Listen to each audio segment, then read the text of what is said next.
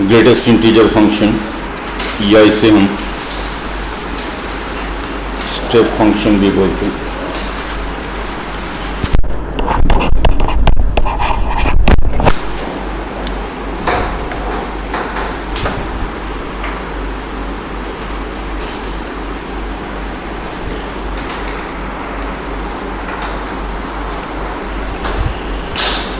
होता क्या है, तो ये जो फंक्शन है f x is equal to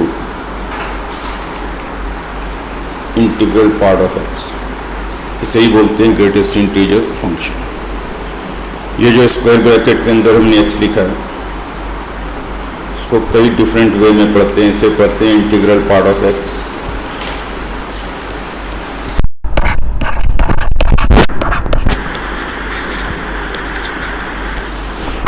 या इसे पढ़ते हैं ग्रेटेस्ट इंटीजर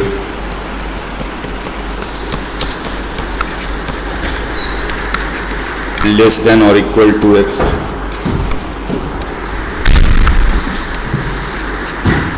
या इसे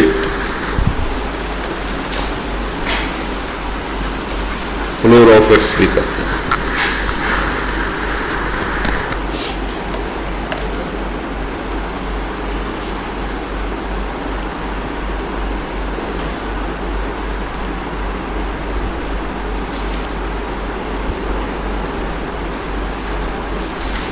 ये जो function f x is equal to integral part of x, ये कहलाएगा ग्रेटेस्ट इंटीजर फंक्शन।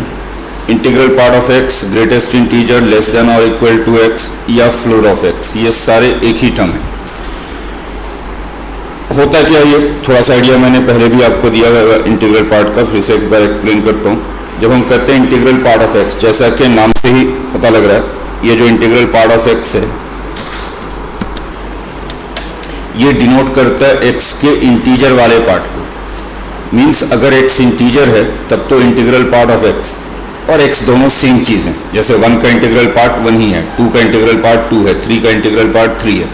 तो अगर एक्स इंटीजर हो तो integral part of x and x दोनों एक ही चीज़ है। लेकिन अगर एक्स इंटीजर नहीं है तो उसके नीचे वाला इंटीजर लेना है, यानी लेफ्ट पे हटना, उससे जस्ट नीचे जो इंटीजर आएगा, आप देखिए वही लिख भी रहे हैं, आप क्या लिख रहे हैं, ग्रेटेस्ट इंटीजर लेस देन और इक्वल टू एक्स। यानी आपको इंटीजर लेना है, कौन सा इंटीजर लेना है, या तो एक्स के इक्वल ही हो, यानी एक्स अगर इंटीजर है तो वही ले लेंगे, और अगर एक्स इंटीजर नहीं है तो उससे छोटा वाला इंटीजर लेंगे। लेकिन उससे छोटा वाला कौन सा इंटीजर लेंगे, जो सबसे बड़ा होगा, मतलब लेफ्ट हटेंगे और लेफ्ट हटते ही जो सबसे पहला इंटीजर मिलेगा वो हम ले लेंगे। तो अगर एक्स इंटीजर है तो integral part of x x के इक्वल है। एक्स इंटीजर नहीं है तो इंटीजर से लेफ्ट हटिए, जो पहला इंटीजर आपको लेफ्ट साइड पे मिलेगा वो ले लेना। क्या मतलब है इसका, कि अगर एक्स 0 और 1 के बीच में, अगर एक्स 0 और 1 के बीच में तो इंटीग्रल पार्ट ऑफ एक्स 0 होगा। अगर एक्स 1 और 2 के बीच में तो इंटीग्रल पार्ट ऑफ एक्स 1 होगा।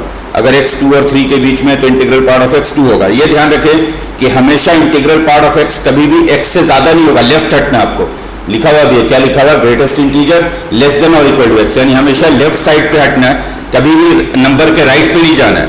तो ग्रेटेस्ट इंटीजर लेस देन और इक्वल टू एक्स का मतलब है कि अगर एक्स इंटीजर है तो इसी को ले लेंगे, अगर ये इंटीजर नहीं है तो इसके लेफ्ट हटेंगे, और लेफ्ट हटते ही जो हमें पहला इंटीजर मिलेगा वो ले लेंगे। मीन्स अगर एक्स 0 और 1 के बीच में तो 0 ले लेंगे, 1 और 2 के बीच में तो 1 लेंगे, 2 और 3 के बीच में तो 2 लेंगे, 3 और 4 के बीच में तो 3 लेंगे, -1 और 0 के बीच में तो -1 लेंगे, छोटे वाले इंटीजर को लेना। एग्जाम्पल के जैसे देखें, जैसे अगर हमसे कहा गया इंटीग्रल पार्ट ऑफ 7, तब तो ये 7 ही रह जाएगा क्योंकि ये ऑलरेडी इंटीजर है। अगर कहा गया इंटीग्रल पार्ट ऑफ -9, तो ये -9 ही रह जाएगा क्योंकि ये इंटीजर है। लेकिन अगर एक्स इंटीजर नहीं है, मान लो हमें कहा गया इंटीग्रल पार्ट ऑफ √3, तो √3 की वैल्यू होती है 1.73, यानी ये 1 और 2 के बीच में, तो इसका इंटीग्रल पार्ट 1 होगा। अगर हमसे कहा गया इंटीग्रल पार्ट ऑफ 100/7, 100/7 हो गया 14 पॉइंट समथिंग, यानी 14 और 15 के बीच में ये, तो इसका इंटीग्रल पार्ट होगा। अगर हमसे कहा गया इंटीग्रल पार्ट ऑफ -0.1, तो 0 नहीं, नीचे हटेंगे ना, -0.1 का मतलब है कि ये -1 और 0 के बीच में, तो इसका इंटीग्रल पार्ट -1 होगा। अगर हमसे कहा गया इंटीग्रल पार्ट ऑफ -7/3, तो ये -2.33 होगा, -2.33 के नीचे हटेंगे तो इंटीजर मिलेगा हमें -3। समझ में आ गई बात?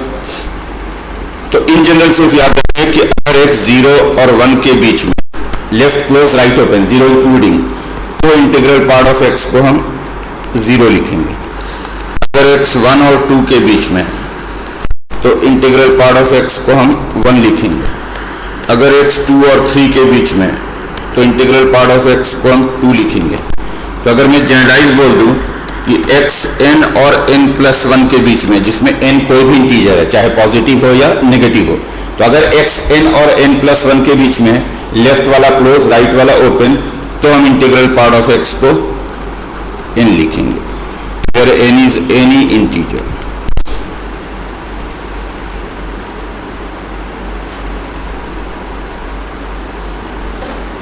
थोड़ा सा 5 मिनट 10 मिनट पहले आने में क्या फर्क पड़ सकता है?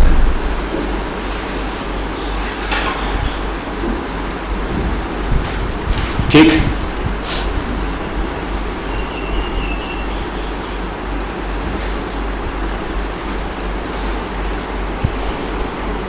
तो वापस आते हैं हम फिर से ग्रेटेस्ट इंटीजर फंक्शन पे। ग्रेटेस्ट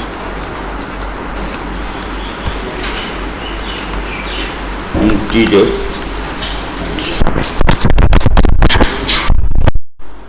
जैसा कि मैंने कहा कि ये जो फंक्शन है f(x) is equal to integral part of x, इसे ही बोलेंगे हम ग्रेटेस्ट इंटीजर फंक्शन। अगर आपसे कहा जाए कि इस फंक्शन पर डोमेन,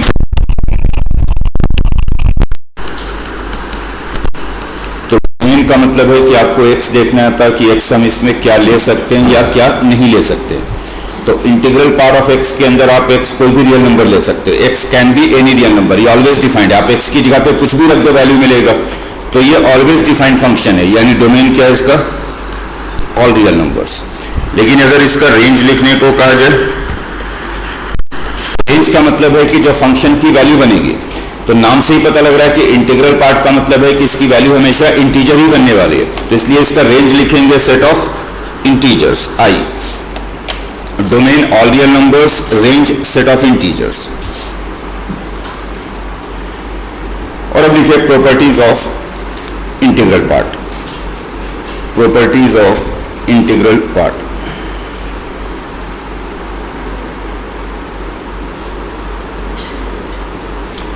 जो भी प्रॉपर्टीज बताई जा रही है बहुत ध्यान से समझिएगा। पूरे कैलकुलस में लगातार इंटीग्रल पार्ट आपको परेशान करेगा, थ्रू आउट मिलता रहेगा। हर चैप्टर में कहीं ना कहीं आपको मिलेगा।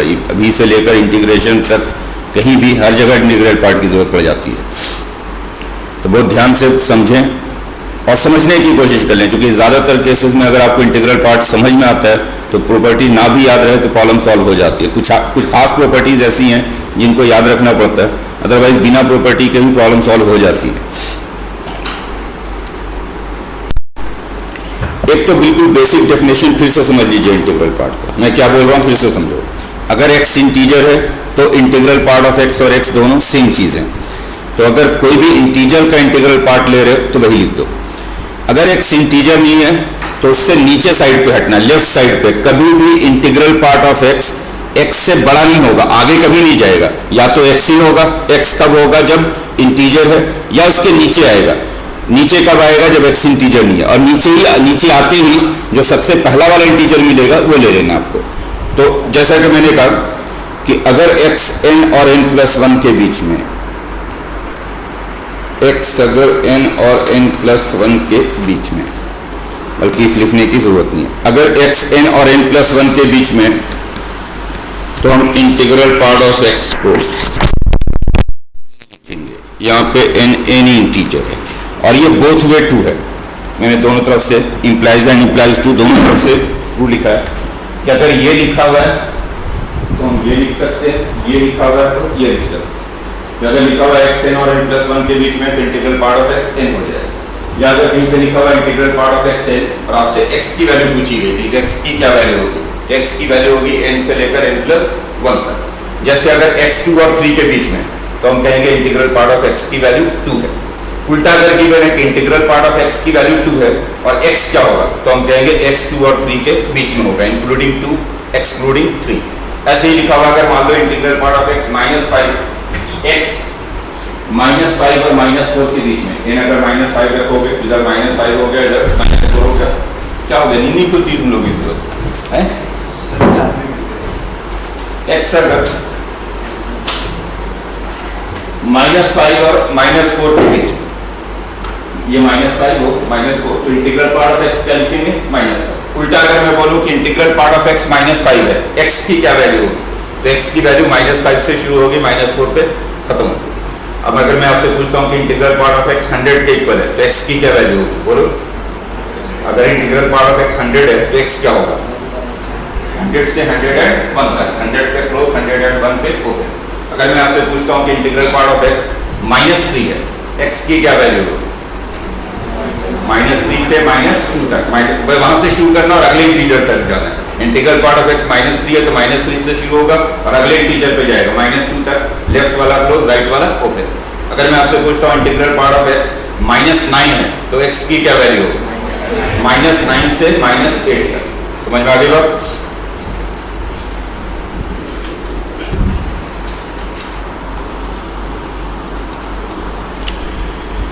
अगर कभी भी ये लिखा हुआ integral part of x is equal to x, integral part of x is equal to x लिखा हुआ है, तो इसका क्या मतलब होगा? बोलो। इसका मतलब होगा कि x इंटीजर है। तो कभी भी अगर ये लिखा हुआ integral part of x is equal to x, तो हमको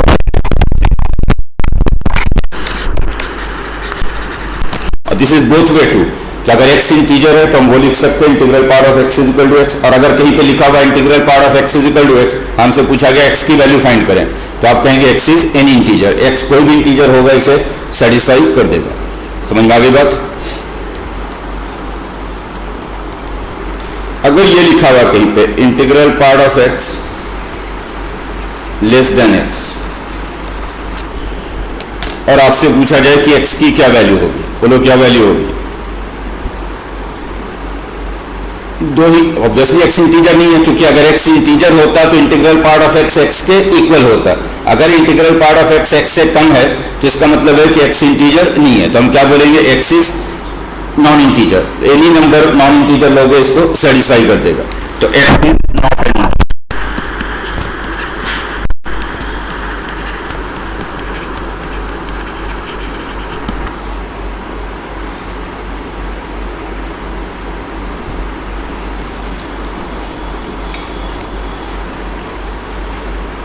अब देखो एक बात और समझो, पहली वाली कंडीशन में लिखा आपने कि अगर integral part of x n के इक्वल है, n इंटीजर है, तो हम x कहेंगे n और n+1 के बीच में। जैसे इंटीग्रल पार्ट ऑफ x 2 के इक्वल है तो x 2 से 3 में, इंटीग्रल पार्ट ऑफ x 3 के इक्वल है तो x 3 से 4 में, इंटीग्रल पार्ट ऑफ x 4 के इक्वल है तो x 4 से 5 में।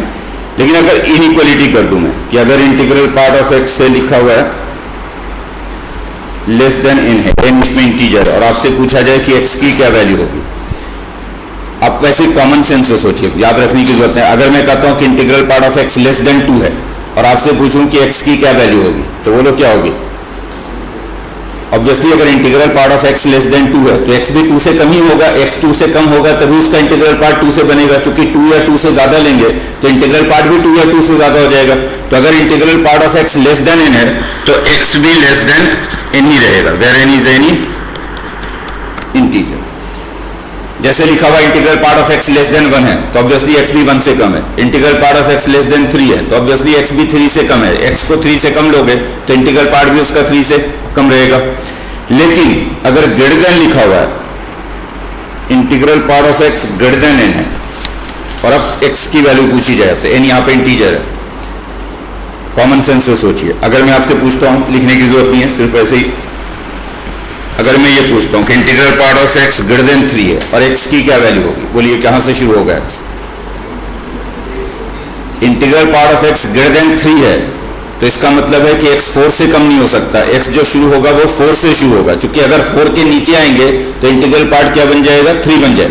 अगर 4 से थोड़ा सा भी नीचे आएंगे, अगर हमने 3.99 भी ले लिया तो इंटीग्रल पार्ट क्या बन जाएगा? 3 बन जाएगा। हम करें integral part of x greater then 3 है तो x जो है ये कम से कम 4 हो सकता है, 4 से कम नहीं हो सकता, यानी x क्या होगा? ग्रेटर देन और इक्वल टू 4, एक बढ़कर होगा।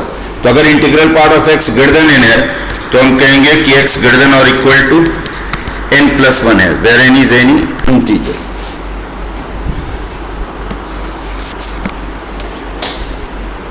जैसे आपसे कोई पूछे कि integral part of x greater than 5 है, इसको याद मत रखिए, सोचिए सिर्फ थोड़ा सा सोचिए इंटीग्रल पार्ट के बारे में। Integral part of x greater than 5 है तो आप ऐसे सोचिए कि कब हो सकता है integral part of x greater than 5। Integral part of x को आप करें कि 5 से आगे होना चाहिए, तो ऑब्वियसली जो नंबर आपका है वो 6 से नीचे नहीं हो सकता, क्योंकि अगर 6 से थोड़ा सा भी नीचे आएगा तो इंटीग्रल पार्ट की वैल्यू 5 पे आ जाएगी। इंटीग्रल पार्ट की वैल्यू जो होती है वो नीचे वाले इंटीजर पे आती है। तो अगर integral part of x greater than 5 है, 5 के आगे है, तो x जो शुरू होगा वो कहां से शुरू होगा? 6 से शुरू होगा, 6 से इन्फिनिटी तक जाएगा। अगर इंटीग्रल पार्ट ऑफ x 10 से बड़ा है तो x 11 से शुरू होगा, 11 टू इन्फिनिटी होगा। समझ में आ रही बात? अगर integral part of x greater than n है तो x ग्रेटर देन और इक्वल टू n प्लस 1 होगा। आगे देखिएगा, integral part of x plus integral part of minus x, अगर इनको ऐड करें, बहुत जल्दी आ गए सर जी हैं, और सो लेते 2 घंटा।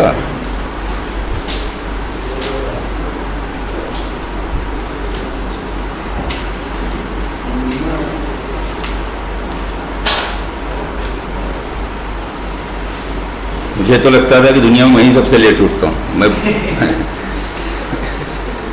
मैं बहुत ही लेट राइजर हूँ, क्योंकि एक्चुअली रात में मैं बहुत देर सोता हूँ। मुझे मतलब अर्लीस्ट अगर मैं किसी दिन सो जाऊँ तो 1 बजे, जैसे कल रात में भी मैं 1 बजे सोया, तो अर्लीस्ट है वो मेरा, मतलब 1 बजे से पहले मैं सो ही नहीं सकता। 2, 3, 4, तो बहुत जल्दी अगर मैं सुबह में उठा तो 9 बजे उठता हूँ, उससे पहले नहीं उठता। बट स्टिल अगर मुझे काम है तो उठना पड़ता है। जैसे मुझे काम है कि मैंने क्लास रख दी है तो मैं उठूंगा फिर। तो आपका अगर ठीक है, आपको आदत है 10 बजे सोने की, 9 बजे सोने की, लेकिन जब पता है कि कल क्लास है तो नींद नहीं आनी चाहिए, फिर नींद उखड़ जानी चाहिए कि नहीं मेरी क्लास है, मुझे जाना है। क्योंकि अगर मुझे जाना हो, ट्रेन पकड़नी हो अर्ली मॉर्निंग की, फ्लाइट पकड़नी हो अर्ली मॉर्निंग की, क्लास रख दी मैंने मजबूरी में, मैं रखता ही नहीं इसलिए मॉर्निंग में क्लास कभी भी, लेकिन अगर मजबूरी में रख दी है तो फिर नींद नहीं लगती, फिर मैं जगह रहता हूँ कि उठना है मुझे, 7 बजे जाना है, 8 बजे जाना है। कैसे सो लेते हो? मतलब ऐसा कैसे हो सकता है? ठीक है, सोना अपनी आदत है। Integral part of x plus integral part of minus x,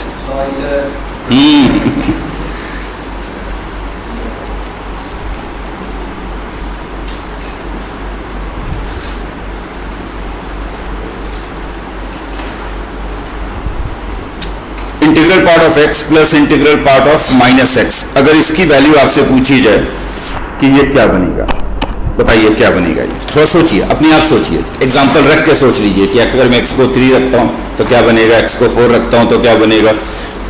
तो integral part of x plus integral part of minus x की क्या वैल्यू बनेगी? इसकी 2 वैल्यू हो सकती है, या तो 0 होगा या -1 होगा। अगर x इंटीजर है तब तो ये 0 हो जाएगा। जैसे अगर मैं x को 3 रखूंगा तो इंटीजर का इंटीग्रल पार्ट वही रह जाता है, तो अगर x को 3 रखूंगा तो 3 का इंटीग्रल पार्ट 3 होगा, -3 का इंटीग्रल पार्ट -3 होगा, तो 3 और -3 0 होगा। तो x अगर इंटीजर है तब तो ये फॉर श्योर 0 होगा। वैसे भी इंटीजर का इंटीग्रल पार्ट वही रह जाता है, तो 3 का इंटीग्रल पार्ट 3 रह जाएगा, -3 का इंटीग्रल पार्ट -3 रह जाएगा, तो ऐड करके 0 हो जाएगा।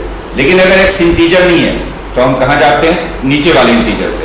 जैसे अगर मैं x को सपोज 3.7 लेता हूँ, तो अगर 3.7 लूंगा x को, तो 3.7 का इंटीग्रल पार्ट कहाँ बनेगा? 3, जबकि -3.7 का इंटीग्रल पार्ट कहाँ बनेगा? नीचे वाले इंटीजर पे, -4। तो अगर मैं x को 3.7 रखता हूँ तो ये तो 3 बनेगा, और ये -3.7 है तो इसका इंटीग्रल पार्ट -4 बनेगा। 3 एंड -4 ऐड करके होगा -1। तो integral part of x plus integral part of minus x की 2 वैल्यूज हो सकती हैं। डिपेंड करता है कि आप x क्या ले रहे हो। अगर x इंटीजर ले रहे हो तब तो ये 0 है, इफ x इज इंटीजर, और अगर x इंटीजर नहीं ले रहे हो तो ये -1 है।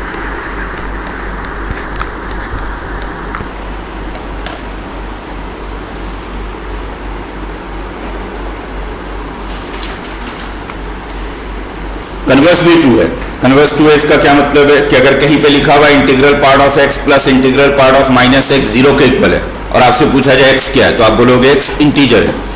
अगर पूछा जाए कि integral part of x plus integral part of minus x -1 के इक्वल है, x क्या है, तो आप बोलोगे x इंटीजर नहीं है। अगर integral part of x plus integral part of minus x ये दोनों ऐड करके 0 बनते हो तो एक्स इंटीजर है, ये दोनों ऐड करके अगर -1 बनते हो तो एक्स इंटीजर नहीं। इसके अलावा और कोई वैल्यू पॉसिबल नहीं है, दो ही वैल्यू हो सकती है, या तो 0 या -1। नेक्स्ट,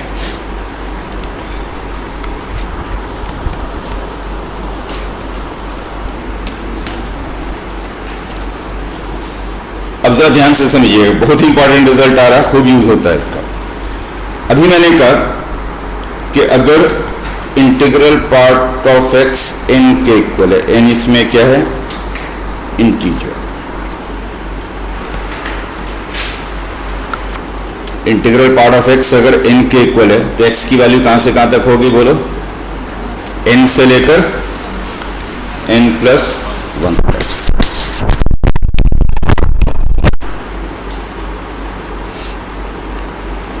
ये बस दिमाग में बिठा लें कि अगर integral part of x n है तो एक्स एन से शुरू होगा और अगले वाले इंटीजर तक जाएगा, कहां तक, n+1 तक। जैसे इंटीग्रल पार्ट ऑफ एक्स 2 है तो एक्स 2 से 3 में होगा, इंटीग्रल पार्ट ऑफ एक्स 3 है तो एक्स 3 से 4 में होगा, इंटीग्रल पार्ट ऑफ एक्स 4 है तो एक्स 4 से 5 में होगा। तो अगर integral part of x n है तो एक्स एन से n+1 में होगा। अब जो मैं रिजल्ट की बात कर रहा हूं वो क्या है, अगर मैं यहां से एन की वैल्यू उठाकर यहां रख दूं, एन की वैल्यू क्या रख दूं, इंटीग्रल पार्ट ऑफ एक्स, तो एक बहुत ही अच्छा रिजल्ट मिलेगा। क्या मिलेगा, integral part of x less than और equal to x less than integral part of x plus 1। ये बड़ा इंपॉर्टेंट रिजल्ट है, इसको याद रखेंगे। Integral part of x is less than और equal to x is less than integral part of x. इसमें n की जगह पे आपने इंटीग्रल पार्ट ऑफ एक्स रख दिया, तो एन की जगह पे इंटीग्रल पार्ट ऑफ एक्स रख दिया, तो integral part of x less than और equal to x less than integral part of x plus 1। ठीक है ये, तो x जो होता है, और वही आप कह भी रहे कि अगर integral part of x n है तो x n से शुरू होता है और कहां तक जाता है, अगले वाले इंटीजर तक, n+1। तो x जो है वो इंटीग्रल पार्ट ऑफ x से शुरू होता है और बढ़ते हुए अगले वाले इंटीजर तक जाता है, कहां तक जाता है, integral part of x plus 1 तक। लेफ्ट क्लोज है, राइट ओपन है।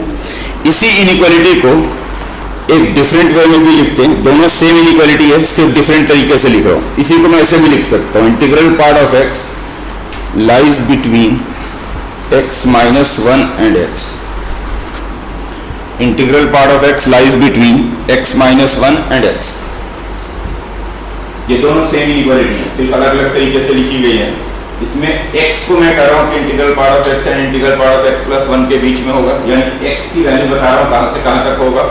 इसमें उल्टा बता रहा हूं कि इंटीग्रल पार्ट की वैल्यू जो होगी वो हमेशा x-1 और x के बीच में होगी।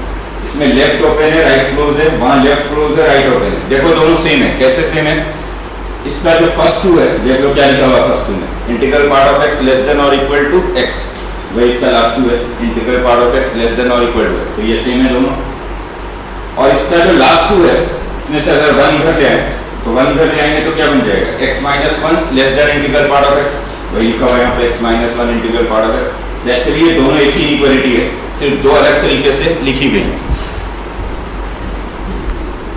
Next,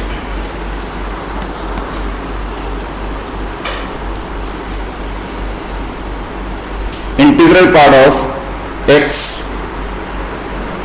plus n, integral part of x plus n, इसको हम ये लिख सकते हैं integral part of x plus n अगर n कोई इंटीजर है, चाहे पॉजिटिव हो या नेगेटिव हो। मींस अगर n कोई इंटीजर है तो उसे बॉक्स के बाहर ले जा सकते हो, लेकिन यह शर्त है कि n इंटीजर हो तभी, सिर्फ इंटीजर को उठा के बाहर रख सकते हैं, अगर इंटीजर नहीं है तो बाहर नहीं रख सकते। और n इंटीजर है मतलब n चाहे पॉजिटिव हो या नेगेटिव हो। जैसे अगर ये लिखा हुआ कहीं पे, मान लो अगर लिखा हुआ कहीं पे integral part of x plus 3, उठा के बाहर ले जा सकते हैं। अगर कहीं पे लिखा हुआ integral part of x minus 5, मैं इसको ये लिख सकता हूँ इंटीग्रल पार्ट ऑफ x 5 को उठाकर बाहर ले जा सकता हूँ, -5। लेकिन अगर कहीं पे ये लिखा हुआ integral part of x plus √3, तो then this is not equal to integral part of x plus √3। चूंकि √3 इंटीजर नहीं है तो इसको उठा के हम बाहर नहीं ले जा सकते, सिर्फ इंटीजर को बाहर कर सकते हो। और ऑब्वियसली ये दोनों इक्वल नहीं होंगे, क्योंकि इंटीग्रल पार्ट की वैल्यू जो होती है वो हमेशा इंटीजर होती है, तो लेफ्ट वाला क्वांटिटी जो है वो इंटीजर बनेगा, जबकि राइट वाला क्वांटिटी इंटीजर नहीं है। ये इंटीजर है प्लस √3, तो इंटीजर में √3 ऐड करोगे तो इंटीजर नहीं बनने वाला, तो ये ट्रू नहीं होगा कभी। तो अगर बॉक्स के अंदर कभी भी कोई इंटीजर दिख रहा हो तो उसे उठा के बॉक्स के बाहर ले जा सकते हैं, चाहे प्लस साइन के साथ हो या माइनस साइन के साथ हो। और यहीं से एक और इंटरेस्टिंग प्रॉपर्टी बनती है, देखिएगा कैसे। अगर कहीं पे ये लिखा हुआ है इंटीग्रल पार्ट ऑफ एक्स और इसके अंदर फिर से integral part of x, box के अंदर बॉक्स, बड़ा बॉक्स उसके अंदर छोटा बॉक्स, तो इसको मैं अलग अलग करके ये लिख सकता हूं, integral part of x plus integral part of, ये दोनों एक ही चीज है। क्यों है दोनों एक ही चीज है? सेम इसी प्रॉपर्टी से, क्योंकि मैंने कहा कि अगर ये इंटीजर है तो हम उठा के बाहर रख सकते हैं, तो ये तो इंटीजर ही है, integral part of y integer है, ये एक्चुअली एक इंटीजर है n, तो इसको उठा के मैंने बाहर कर दिया integral part of x plus integral part of y। ध्यान दीजिएगा। और ऐसे चाहे कितने भी बॉक्सेस में बना दूं, एक के अंदर एक, बहुत सारे बना दूं, जैसे मान लो मैंने ये लिख दिया कहीं पे integral part of x, integral part of y, integral part of z, integral part of u, 4 boxes ले लिए,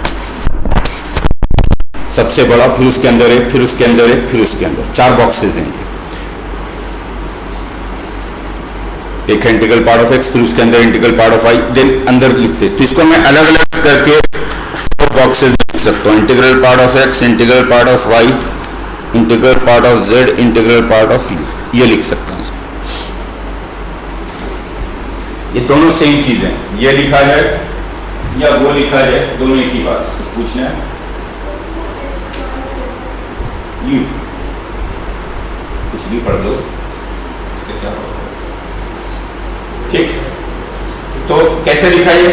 सेम वही उसी प्रॉपर्टी से कि इंटीजर को उठा के बाहर रख सकते हो। तो जो सबसे बड़ा वाला बॉक्स है उसके अंदर ये एक बॉक्स दिख रहा है, ये इंटीजर है, तो पहले मैंने इसको उठा के बाहर कर दिया, फिर इसके अंदर से ये वाला इंटीजर उठा के बाहर कर दिया, और फिर इसके अंदर से ये वाला उठा के, तो चारों अलग अलग करके लिखे जा सकते। और इसीलिए अगर किसी क्वेश्चन में मान लो आपको ये दिख जाए, ऐसे कहीं पर लिखा हुआ है integral part of x, integral part of x, integral part of x, integral part of x, सारे एक्स हैं, इंटीग्रल पार्ट ऑफ एक्स, कितने हो गए? ये 5 बॉक्सेस हो गए। जिसको देख के डरिएगा मत, आप इसको देखते ही कर दीजिएगा कि this is 5 times integral part of x. 5 boxes हैं तो ये 5 times integral part of x है।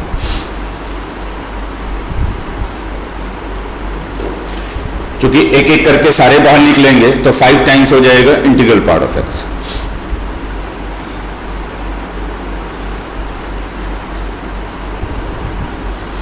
तो अगर बॉक्स के अंदर कोई इंटीजर है प्लस या माइनस साइन के साथ, तो उठा के हम बाहर ले जाते हैं।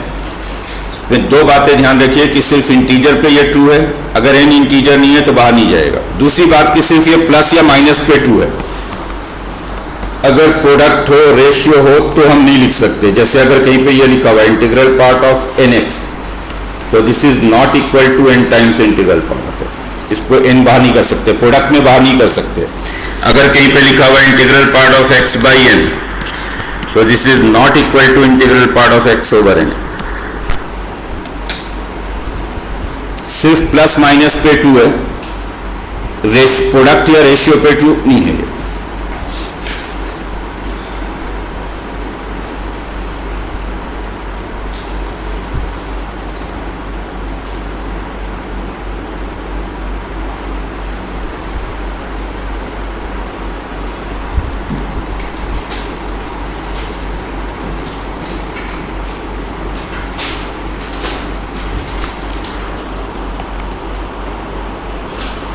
एक और property, integral part of x, integral part of x plus 1 by n, integral part of x plus 2 by n, integral part of x plus 3 by n, ऐसे ऐड करते जाएं एन टर्म तक, यानी integral part of x plus n minus 1 by n. N इसमें natural number है, तो ये integral part of n x हो जाता है। n यहाँ पे एनी नेचुरल नंबर है।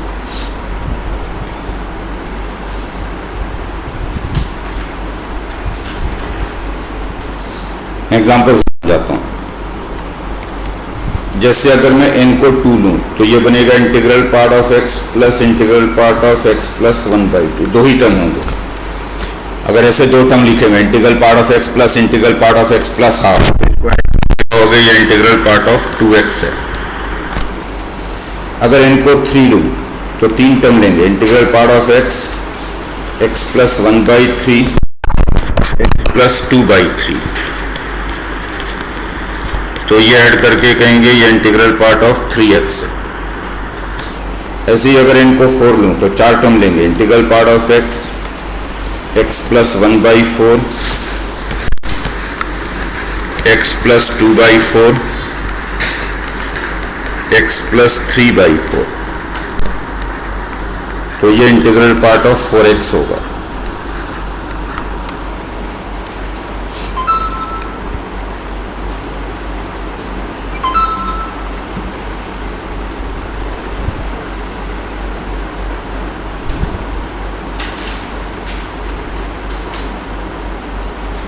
ये एक ऐसी प्रॉपर्टी है कि जिसको याद रखना पड़ता है, अगर नहीं याद रहे तो मुश्किल हो जाती है। बाकी की प्रॉपर्टीज अगर ना भी याद रहे ना तो कॉमन सेंस से प्रॉब्लम सॉल्व हो जाती है, कि अगर आपको इंटीग्रल पार्ट समझ में सिर्फ आता हो कि क्या होता है। और अब देखेंगे कि इंटीग्रल पार्ट का ग्राफ कैसा होता है। Graph of y is equal to integral part of x।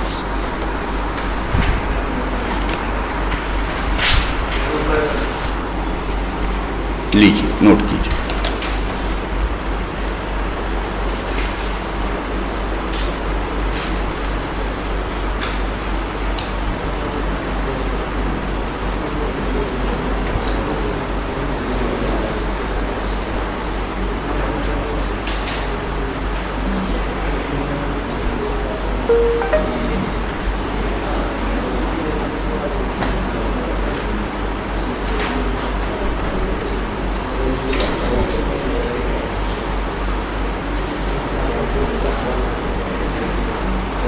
हो गया।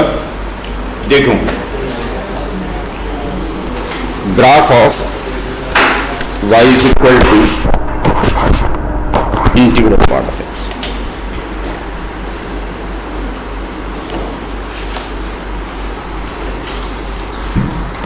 बहुत ध्यान से समझोगे ग्राफ को और दिमाग में बिठा लो ग्राफ को।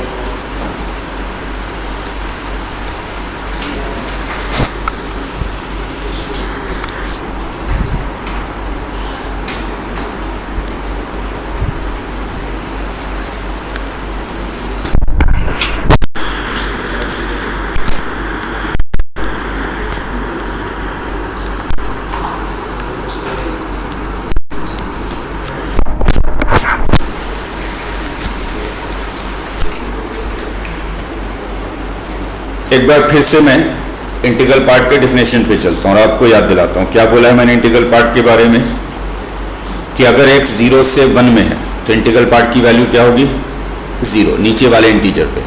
अगर x 1 से 2 में है तो इंटीग्रल पार्ट की वैल्यू होगी 1। अगर x 2 से 3 में है तो इंटीग्रल पार्ट की वैल्यू होगी 2। तो आप जरा देखिए, अगर मैं x को 0 से 1 में लेता हूँ, 0 पे क्लोज 1 पे ओपन, तो अगर x 0 से 1 में लेता हूँ, x यहाँ ले रहा हूँ 0 से 1 में, तो इंटीग्रल पार्ट की वैल्यू क्या हो जाएगी, 0। इंटीग्रल पार्ट की वैल्यू 0 हो जाएगी, तो ये अल्टीमेटली क्या बन गया, y is equal to 0। y is equal to 0 क्या होता है, एक्चुअल में x एक्सिस ही होता है। तो 0 से 1 तक जो इसका ग्राफ होगा वो x एक्सिस होगा। डिफरेंट कलर में मार्क कर लो।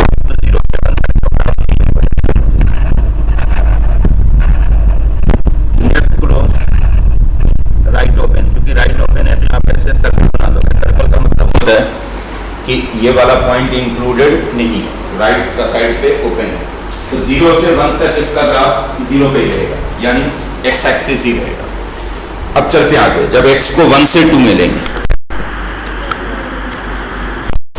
जब x को 1 से 2 में लेंगे इस वाले इंटरवल में, तो x अगर 1 से 2 में तो इंटीग्रल पार्ट की वैल्यू 1 हो जाएगी। इंटीग्रल पार्ट की वैल्यू 1 हो गई, तो ये क्या बन गया, क्या बन गया, ये y is equal to 1।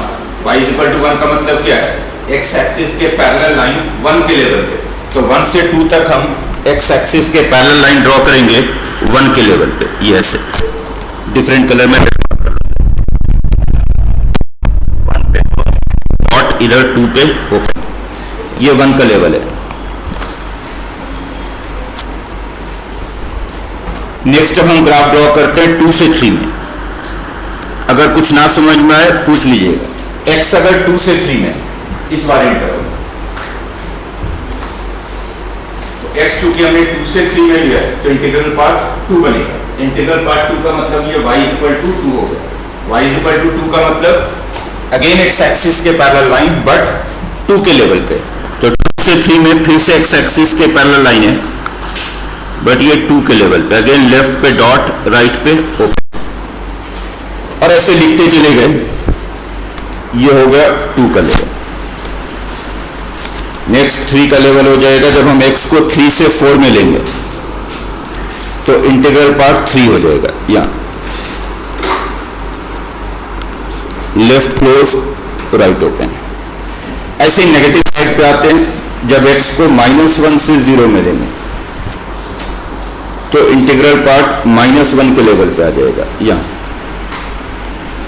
Left close right open, ये -1 का लेवल है। जब x को -2 से -1 में लेंगे तो इंटीग्रल पार्ट -2 के लेवल पे आ जाएगा। Left close right open. x को अगर हम -3 से -2 में लेंगे तो इंटीग्रल पार्ट फिर एक स्टेप नीचे आ जाएगा -3 के लेवल, ये -3 का लेवल होगा।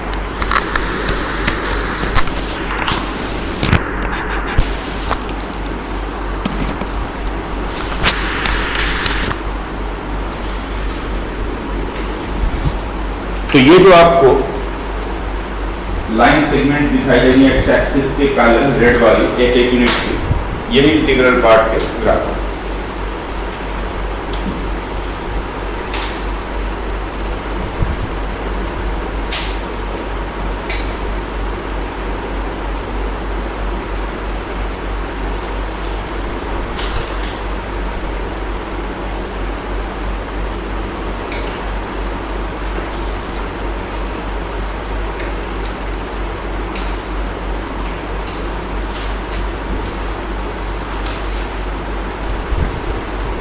अब देखिए, आपको देखने में ये स्टेप्स जैसा लग रहा है, सीढ़ियों जैसा लग रहा है, स्टेप्स बने हुए थे, एक स्टेप ऊपर बढ़ रहा है और इसी वजह से इसका नाम स्टेप फंक्शन है। अगर आपको देखें तो स्टेप केस जैसा दिखता है, स्टेप केस जैसा दिखता है, तो इसलिए नाम इसका पड़ गया स्टेप फंक्शन।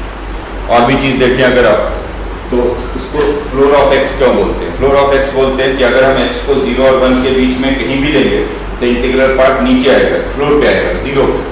इसलिए 0 x अगर 1 और 2 के बीच में होगा तो इंटीग्रल पार्ट 1 पे आएगा। x अगर 2 और 3 के बीच, यानी जैसे x अगर इस बीच में कहीं भी लिया तो नीचे आ जाएगा, फ्लोर पे हो जाएगा। अगले फ्लोर पे गए, x अगर वहां से वहां तक लेंगे तो नीचे वाले फ्लोर पे आएगा। तो अगर x 0 और 1 के बीच में, जैसे ये फ्लोर बने हुए, ग्राउंड फ्लोर यानी 0 फ्लोर, फिर फर्स्ट फ्लोर, फिर सेकंड फ्लोर, फिर थर्ड फ्लोर, तो अगर x 0 और 1 के बीच में कहीं भी है तो नीचे आएगा, 0 पे आएगा। x 1 और 2 के बीच में कहीं भी है तो नीचे आएगा, 1 पे आएगा। x 2 और 3 के बीच में कहीं भी है तो नीचे आएगा, 2 पे आएगा, फ्लोर पे आके गिरता है। तो इसलिए इसको हम फ्लोर ऑफ एक्स भी बोलते हैं। तो कई सारे नाम है इसका, integral part of x, greatest integer function, floor of x, step function, और एक लोकल नेम है जो चंडीगढ़ के लोकेलिटी में लोग यूज करते हैं, जिंट ऑफ एक्स। ये यहीं का नाम है, मतलब यहाँ के लोग यूज करते हैं ये जिंट ऑफ एक्स बोलते हैं, जनरली जिंट एक्स करते रहते हैं। पता नहीं, ये कोई नाम नहीं है, ये लोकल नाम है। हाँ, मतलब चंडीगढ़ के एतराफ में सारे लोग यूज करते हैं, इनके सारे पंजाब में यूज करते हैं। अरे यहाँ किसी ने एक बार बोल दिया होगा, कोई पुराना टीचर होगा जो बोलता होगा। अब ऑब्वियस सी बात है कि एक अगर कोई फेमस टीचर बोले तो सारे बोलने लगते हैं फिर उसको। जब मैं शुरू यहाँ आया था 2001 की बात है, 2000 की बात है, बल्कि 2000 की एंड की बात है। तो यहाँ पे एक इंस्टीट्यूट होता था उस टाइम पे, वही एक सबसे बड़ा इंस्टीट्यूट होता था, चित्कारा इंस्टीट्यूट के नाम से, जिनके भी कॉलेजेस हैं, इंजीनियरिंग कॉलेज वगैरह। तो उस टाइम पे ये कॉलेज वगैरह इनके नहीं खुले थे, सिर्फ एक कोचिंग इंस्टीट्यूट होता था। और मैं फिर जी से आया था जस्ट, तो मैंने क्लास लेना शुरू किया। बाई चांस मुझे लिमिट्स पढ़ाने को मिल गया तो मैंने लिमिट पढ़ाना शुरू किया। तो यही ग्रेटेस्ट इंटीजर फंक्शन है। वो एक बच्चा मुझे मेरे पास नहीं, एक बच्चे ने खड़े होकर ऐसे कुछ पूछा सर जिनटेक्स, मुझे समझ ही नहीं आया कि पूछ क्या रहा है, क्योंकि मैंने ये टर्म कभी सुना ही नहीं था। तो मैंने उसको बोला मुझे क्वेश्चन लिख के दो कि क्या पूछ रहे हो, मुझे समझ में नहीं आ रहा कि जिनटेक्स क्या होता है। तो फिर जब मुझे उसने लिख के दिया तो बोला सर हम उसको जिनटेक्स बोलते हैं। तो मुझे फिर समझ में आया कि एक्चुअली जो हम ग्रेटेस्ट इंटीजर फंक्शन लिखते हैं, तो ग्रेटेस्ट से जी चूज कर लिया, इंटीजर से इंट चूज कर लिया और उसको मिलाकर बोल दिया जिन। ऐसे ही है। सुनो बहुत लोग बोलते हैं, यहाँ पे जनरली लोग बोलते हैं जिनटेक्स, मतलब लेकिन मैंने यही सुना था सबसे पहले कभी यही सुना था। तो लेकिन मैं नहीं बोलता हूँ, क्योंकि मेरे जुबान पे चढ़ा हुआ नहीं, मैं जनरली इंटीग्रल पार्ट बोलता हूँ। चारों नाम में मैं इंटीग्रल पार्ट बोलता हूँ हमेशा। तो इंटीग्रल पार्ट ऑफ एक्स जो है, नाम इसके रीजन भी है कि अगर हम ग्रेटेस्ट इंटीजर एक्स बोल रहे हैं तो क्या बोल रहे हैं, फ्लोर ऑफ एक्स बोल रहे हैं तो क्या बोल रहे हैं, स्टेप फंक्शन स्टेप जैसा दिखता है इसलिए स्टेप फंक्शन बोल रहे हैं, क्योंकि वैल्यू हमेशा फ्लोर पे आती गिरती है इसलिए फ्लोर ऑफ एक्स बोल रहे हैं। अब देखो अगर इस ग्राफ को देखेंगे हम तो एक तो बड़ा क्लियर दिख रहा है कि ये कॉन्टिन्यूस ग्राफ नहीं, हर एक इंटीजर पे ग्राफ ब्रेक हो रहा है, यानी 0 से 1 तक चले यहाँ ब्रेक हो गया, फिर 1 से 2 चले यहाँ पे ब्रेक हो गया। तो कॉन्टिन्यूटी में नहीं चल रहे हैं। ग्राफ को कॉन्टिन्यूस तब कहते हैं जब आप बिना पेन उठाए लगातार ग्राफ को ड्रॉ करता है। जहां भी आपने पेन उठा दिया दैट मीन्स कि उस पॉइंट पे ग्राफ जो है वो डिसकॉन्टिन्यूअस है। तो लिख लीजिए f x is equal to integral part of x, f x is equal to integral part of x is discontinuous at all integers, is discontinuous at all integers.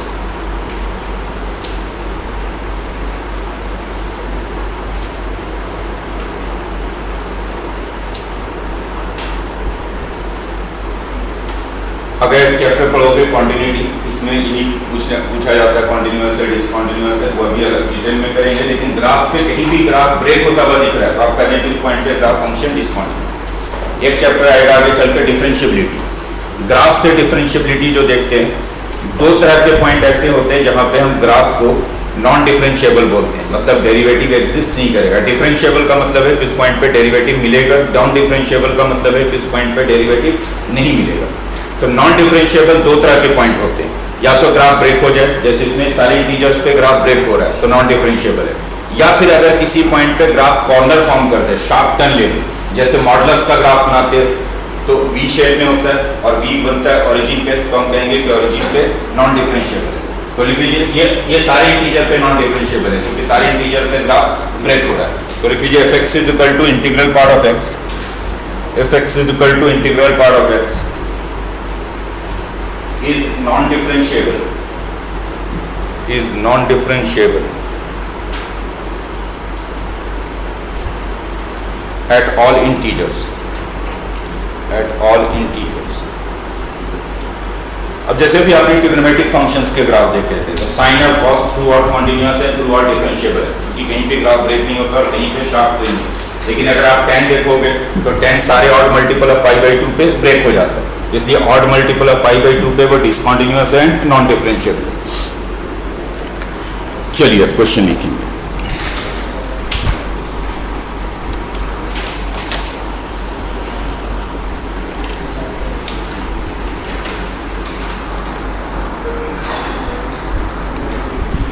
बात ना करें, लिखें question. F x is equal to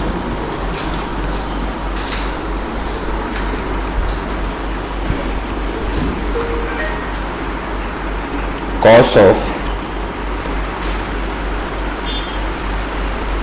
integral part of pi x plus sine of part of minus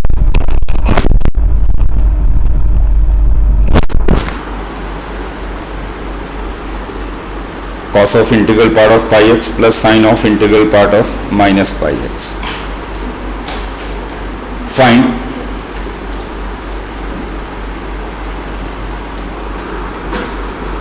f pi by 2, इसकी value find कर। Pi by 2 पे इस function की value क्या होगी?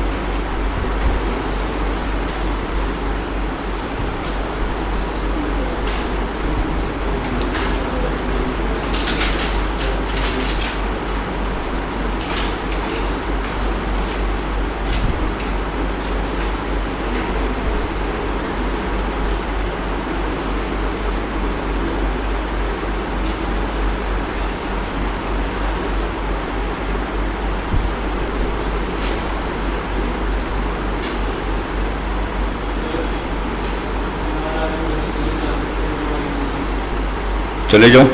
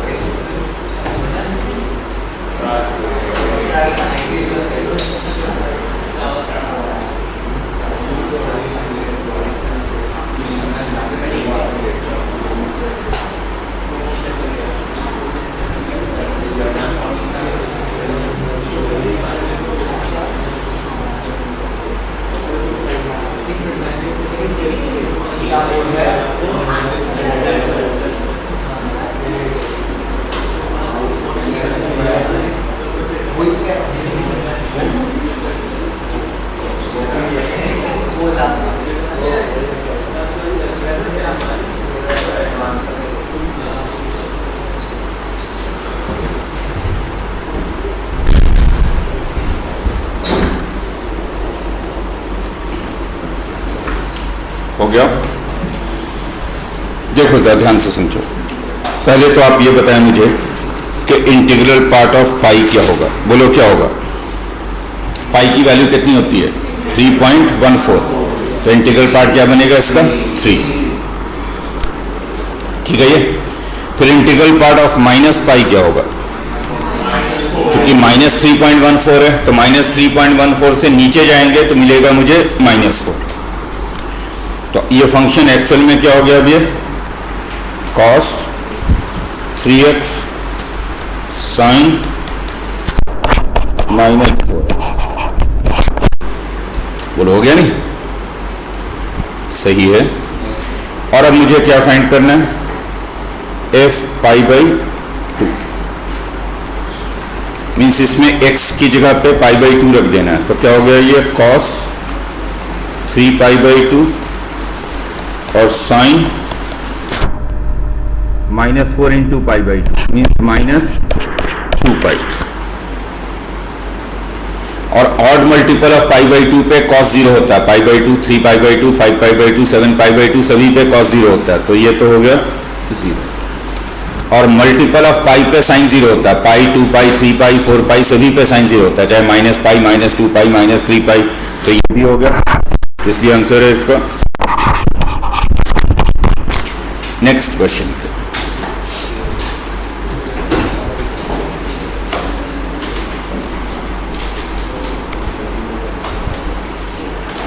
नेक्स्ट क्वेश्चन लिखिए, बात ना करें।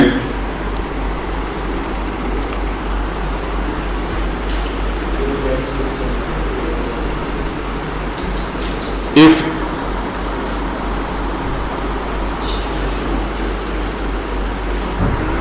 x lies between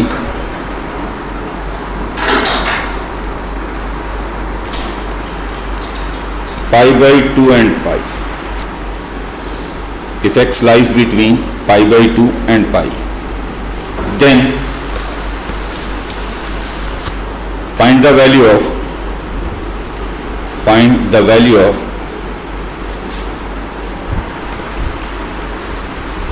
integral part of sin x plus integral part of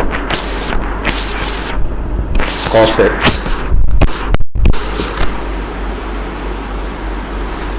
plus integral part of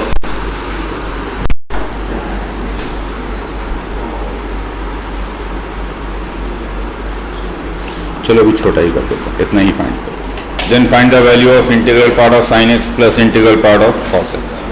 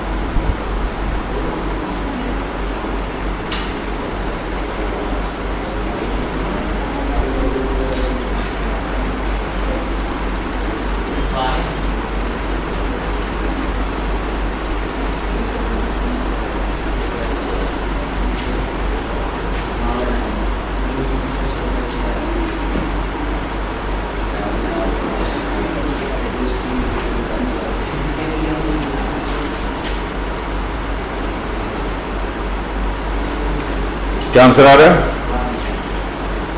1 होना चाहिए। क्यों? क्योंकि x हमने सेकंड क्वाड्रेंट में लिया। कहाँ लिया? π/2 से पाई में, 90 डिग्री से 180 डिग्री के बीच में। और आपको पता है कि सेकंड क्वाड्रेंट में साइन पॉजिटिव होता है और कॉस नेगेटिव होता है। तो अगर हम x को 90 से 180 में ले जाएंगे तो साइन की वैल्यू पॉजिटिव होगी। पॉजिटिव का मतलब कहाँ पे होगा? Between 0 and 1। तो x अगर 90 से 180 में है तो ये जो साइन x है ये 0 और 1 के बीच में, और चूंकि ये 0 और 1 के बीच में तो इसका इंटीग्रल पार्ट 0 बन जाएगा। कोई भी नंबर अगर 0 और 1 के बीच में तो इंटीग्रल पार्ट नीचे आ जाएगा। कहाँ जाएगा? 0 पे। तो ये तो 0 हो गया फर्स्ट वाला। नो x अगर सेकंड क्वाड्रेंट में तो cos x नेगेटिव होगा, और cos x नेगेटिव होगा, नेगेटिव का मतलब कहाँ पे होगा? -1 और 0 के बीच में। तो चूंकि cos x -1 और 0 के बीच में होगा तो इसका इंटीग्रल पार्ट नीचे वाले इंटीजर पे आएगा, यानी कहाँ आएगा? -1 पे। तो ये -1 बन गया। फर्स्ट वाला 0 है, सेकंड वाला -1। नेक्स्ट। अच्छा ये 1 बोल रहे थे, sorry, -1।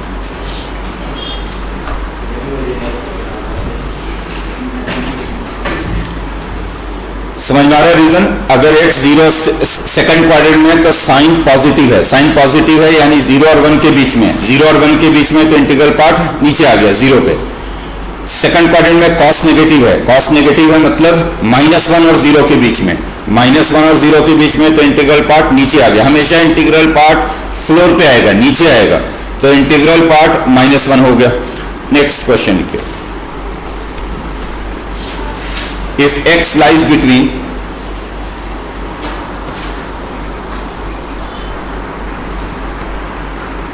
zero and half, x lies between 0 and half, then find the value of integral part of sin inverse x plus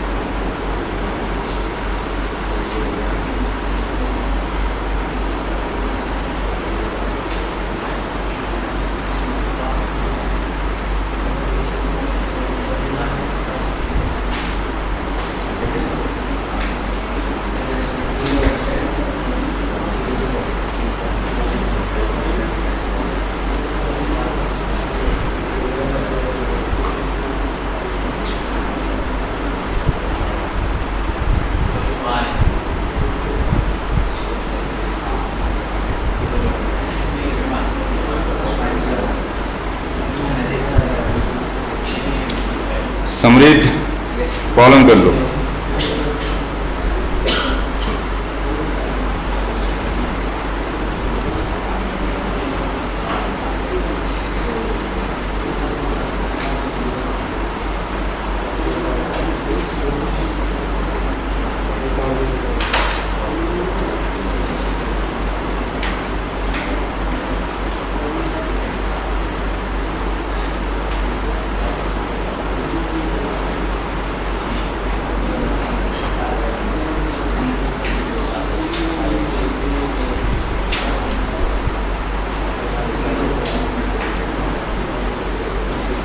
हो गया? थोड़ा सा इनवर्स को याद करते हैं। क्या था? साइन इनवर्स x की वैल्यू अगर x 0 से हाफ में तो साइन इनवर्स 0 होता है 0, साइन इनवर्स हाफ होता है π/6। ये होता है ना, साइन इनवर्स 0 की वैल्यू 0, साइन इनवर्स हाफ की वैल्यू π/6। तो अगर x 0 से हाफ में जाएगा, अगर x 0 से हाफ में है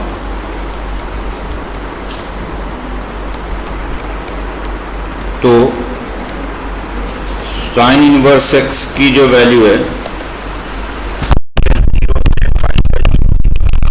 या नहीं, क्योंकि साइन इनवर्स 0 0 बनेगा, साइन इनवर्स हाफ π/6 बनेगा। हाफ पे साइन इनवर्स की वैल्यू 30 डिग्री होगी, यानी π/6 होगी। ये तो साइन इनवर्स x है। अब मुझे इसका इंटीग्रल पार्ट लेना है, तो ये है कहाँ पे, ये 0 है और π/6 रफली 0.5 है, 3.14/6। तो ये एक्चुअल में जो साइन इनवर्स x है ये 0 और π/6 के बीच में, π/6 यानी 0 एंड 0.5 के बीच में। तो कोई भी नंबर अगर 0 एंड 0.5 के बीच में, तो उसका इंटीग्रल पार्ट नीचे वाले इंटीजर पे आएगा, फ्लोर पे आएगा, यानी 0 आएगा। तो इसलिए integral part of sine inverse x की जो वैल्यू हो जाएगी ये 0 हो जाएगी। Integral part of sine inverse x तो 0 होगा। बोलो ठीक है। ये अगर x, फिर से देखते हैं दूसरे वाले को, अगर x 0 से हाफ में है तो cos इनवर्स x कहाँ होगा? 0 से हाफ की तरफ जाएंगे, ध्यान रखें cos इनवर्स डिक्रीजिंग फंक्शन है, ऊपर से नीचे की तरफ आता है। तो अगर x 0 से हाफ में ऐड देंगे तो cos इनवर्स 0 की वैल्यू होती है π/2 और cos इनवर्स हाफ की वैल्यू होती है π/3। तो अगर x 0 से हाफ में है तो cos इनवर्स x जो होगा ये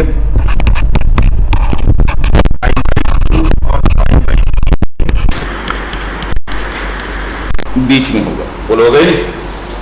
cos इनवर्स 0 की वैल्यू होगी π/2, cos इनवर्स हाफ की वैल्यू होगी π/3। इनइक्वालिटी इसलिए चेंज होगा कि डिक्रीजिंग है, तो जब डिक्रीजिंग फंक्शन लगाओगे तो इनइक्वालिटी चेंज होगा। cos इनवर्स x π/3 से π/2 के बीच में होगा। बोलो सही है। अब जरा इसको डिस्मल में देखें कि π/3 और π/2 है कितना। π/2 की वैल्यू होगी 1.57, जबकि π/3 की वैल्यू रफली 1.1 होगी।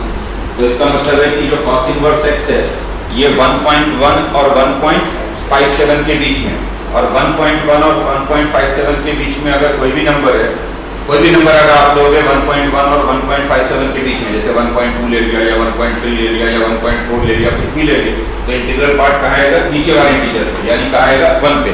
तो इसलिए integral part of cos inverse x जो होगा ये 1 के इक्वल होगा। इसका मतलब है कि फर्स्ट वाला 0 हो गया, सेकंड वाला 1 हो गया, तो ये 1 के इक्वल है। नेक्स्ट क्वेश्चन,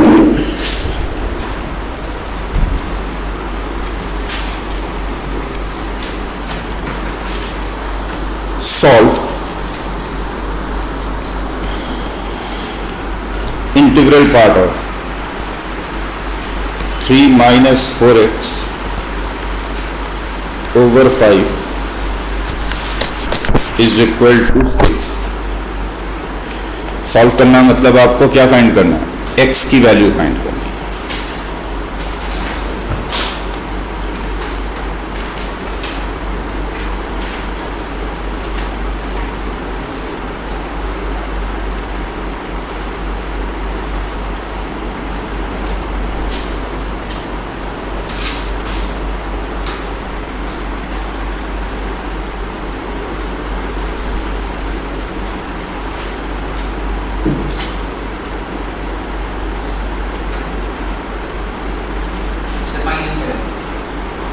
ठीक से देख लो सर जी।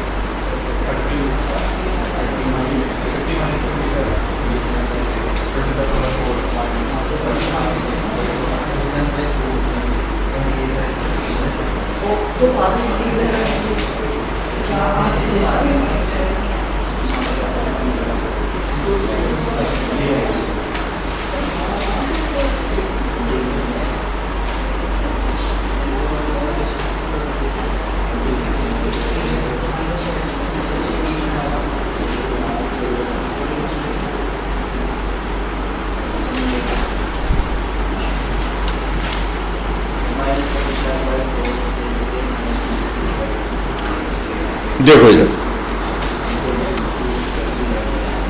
अगर आप आसानी के लिए इसको ऐसे लिख दो, कि इंटीग्रल पार्ट ऑफ y,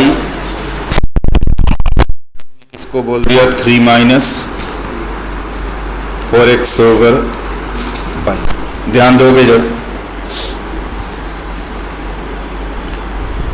तो फिर से वही मैं बार बार बोल रहा हूँ कि आपको प्रॉपर्टी ना याद रहे तो आप सिंपल डेफिनेशन सोचिए कि इंटीग्रल पार्ट ऑफ y 6 है, इसका क्या मतलब है? इसका मतलब ये हो गया कि जो y की वैल्यू होगी वो 6 और 7 के बीच में होगी। 6 और 7 के बीच में कोई भी नंबर लेंगे तो उसका इंटीग्रल पार्ट 6 पे आ जाएगा। तो अगर इंटीग्रल पार्ट ऑफ y 6 है तो y की वैल्यू के बीच में, 6 और 7 के बीच में अगर y होगा तो इंटीग्रल पार्ट ऑफ y 6 बन जाएगा। बोलो सही है? Left close right open. और अब इसमें y की वैल्यू डाल दो, y 3 minus 4x over 5 less than. Solve करो इसको, 5 से मल्टीप्लाई कर दूंगा तो 30, 3 माइनस 4x इधर 35, 3 सब्ट्रैक्ट कर दूंगा तो 27 माइनस 4x इधर 30, माइनस 4 से डिवाइड कर दूंगा 7/4 ग्रेटर देन और equal to x greater than minus 8। x की वैल्यू -8 और -27/4 के बीच, तो ये आंसर हो गया। x जो होगा ये -8 से -27/4 के बीच में, लेफ्ट ओपन राइट क्लोज।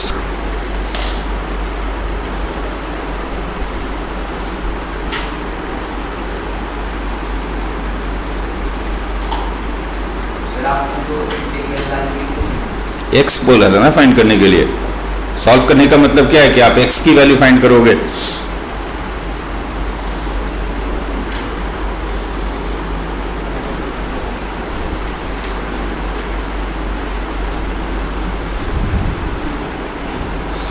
अगर यही मैंने पूछा होता है कि find integral part of x की बजाय अगर ये गिवन होता कि integral part of 3 minus 4x over 5 6 है, then integral part of x क्या होगा?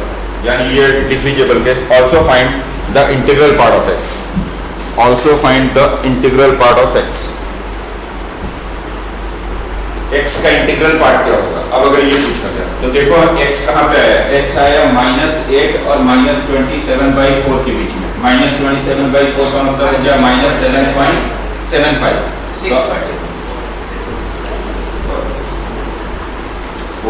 -6.75। तो x की जो वैल्यू आ रही है वो -8 से लेकर कहां तक आ रही है? -6 पॉइंट, नंबर लाइन पे अगर मैं देख लूं तो ये -8, ये -7, ये -6, ये आ रहा है ना। x की वैल्यू कहां से कहां तक आ रही है? x की वैल्यू -8 से लेकर -6.75 तक आ रहा है, यहां तक -6.75। बोलो सही है? ये -8 और ये -6.75। तो x की वैल्यू इस बीच में आ रहा है, यहां से यहां तक। अब अगर मुझे इंटीग्रल पार्ट ऑफ x देखना है तो अगर हम x को इन दोनों के बीच में लेंगे तब तो इंटीग्रल पार्ट नीचे वाले इंटीजर पे जाएगा, कहाँ आ जाएगा? -8 पे। और अगर x को इन दोनों के बीच में लेंगे तो इंटीग्रल पार्ट कहाँ जाएगा? -7 पे।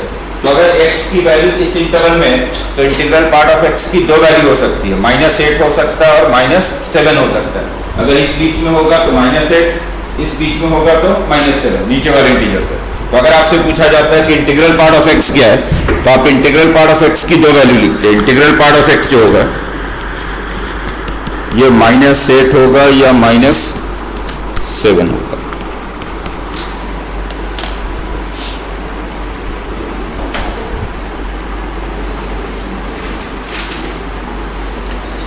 अगर आपसे कुछ नहीं कहा गया, क्या गया सिर्फ सॉल्व, तो आपको x फाइंड करना है। Integral part of x find करने को कहा जाए तब आप इंटीग्रल पार्ट ऑफ x की बात करेंगे।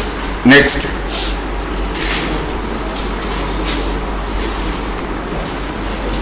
बात ना करें, लिखें। सॉल्व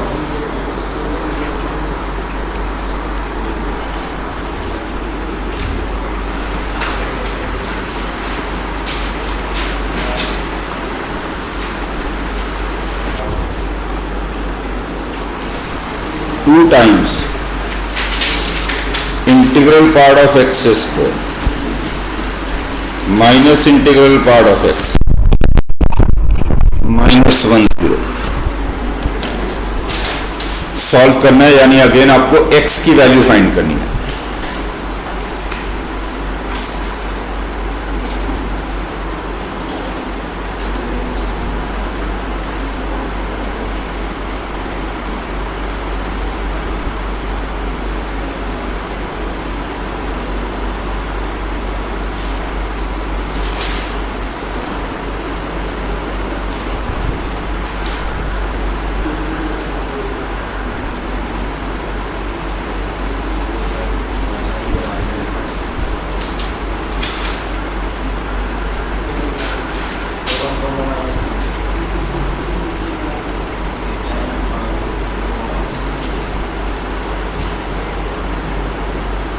एक्स फाइंड करना है, इंटीग्रल पार्ट ऑफ एक्स नहीं, एक्स की वैल्यू फाइंड करें। फिर से बोल रहा हूं, जब सॉल्व करने को कहा जाए तो एक्स लिखना आपको। ठीक से देखो,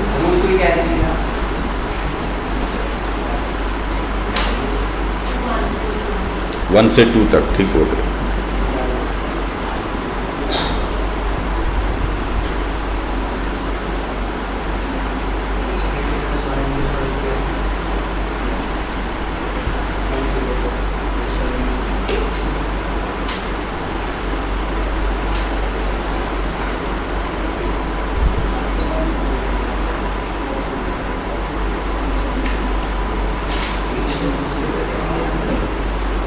हो गया? ये तो बड़ा ऑब्वियस दिख रहा है कि ये क्वाड्रेटिक है। अगर मैं इंटीग्रल पार्ट ऑफ एक्स को y बोल दूं तो ये 2y स्क्वायर माइनस 0 है। y मैंने बोल दिया इंटीग्रल पार्ट ऑफ एक्स को। ध्यान दोगे इधर, सिंपल क्वाड्रेटिक था ये, और ये आसानी से फैक्टराइज भी होगा। इसके फैक्टर बन रहे एंड 2y प्लस, तो y माइनस हाफ। तो integral part of x, y की जगह पे अगर इंटीग्रल पार्ट ऑफ एक्स रख दूं तो इंटीग्रल पार्ट ऑफ एक्स की दो वैल्यूज हो गई, 1 and minus half. But integral part of x हमेशा इंटीजर होता है, तो इसलिए ये जो माइनस हाफ है ये तो पॉसिबल नहीं है। This is rejected, not possible. क्यों नहीं पॉसिबल है? ये नाम से ही पता लगता है, integral part of x means integer, तो माइनस हाफ पॉसिबल नहीं है इंटीग्रल पार्ट ऑफ एक्स, तो वो खत्म हो गया। बचा कि आपके पास सिर्फ इंटीग्रल पार्ट ऑफ एक्स। अगर आपसे इंटीग्रल पार्ट फाइंड करने को कहा जाता है तब तो ये आंसर है, लेकिन एक्स फाइंड करने को कहा गया, और अगर इंटीग्रल पार्ट ऑफ एक्स 1 है तो एक्स की वैल्यू 1 से 2 में होगी, 1 से शुरू होगा 2 तक जाएगा। ये तो डेफिनेशन ही है इंटीग्रल पार्ट का कि अगर इंटीग्रल पार्ट 1 है तो x 1 से 2 में होगा, इंटीग्रल पार्ट 2 है तो x 2 से 3 में होगा, इंटीग्रल पार्ट 3 है तो x 3 से 4 में होगा। तो x की वैल्यू 1 से लेकर 2 तक है, ये आंसर हो गया। 1 पे क्लोज 2 पे, तो x 1 से लेकर 2 तक है, 1 पे क्लोज 2 पे होता है।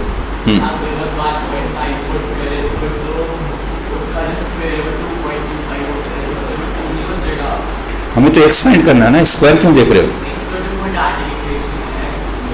तो वो तो इंटीग्रल पार्ट ऑफ एक्स का स्क्वायर है, एक्स का स्क्वायर थोड़ी है।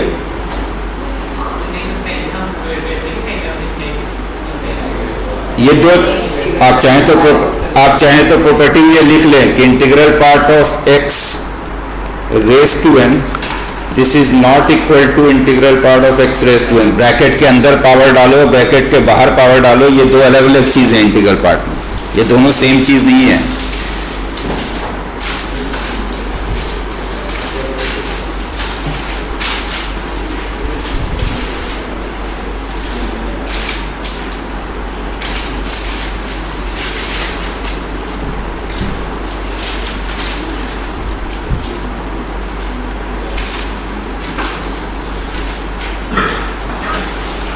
जो आप बोल रहे हैं कि integral part of x square ये और इंटीग्रल पार्ट ऑफ एक्स का होल स्क्वायर ये दोनों एक चीज नहीं है, ये दो डिफरेंट चीजें हैं। जैसे अगर आप एक्स को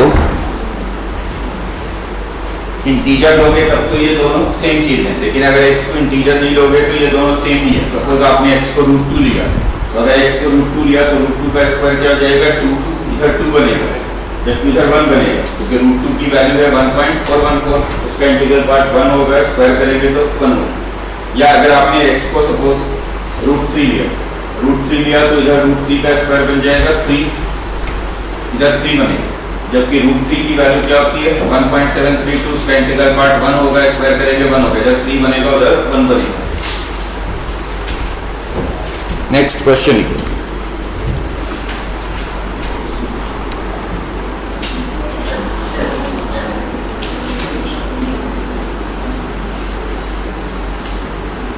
लिखोगे क्वेश्चन। इंटीग्रल पार्ट ऑफ, हाँ जी, if integral part of x plus integral part of x plus integral part of x, 3 boxes हैं, बॉक्स के अंदर box, is equal to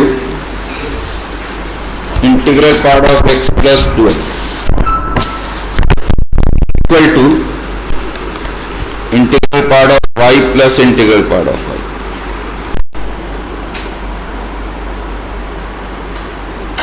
Integral part of x plus integral part of x plus integral part of x, this is integral part of x plus 12, this is equal to integral part of y plus integral part. Then find the values of,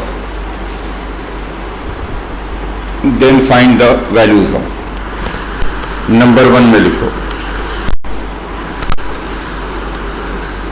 integral part of x plus integral part of y। Number 2 लिखो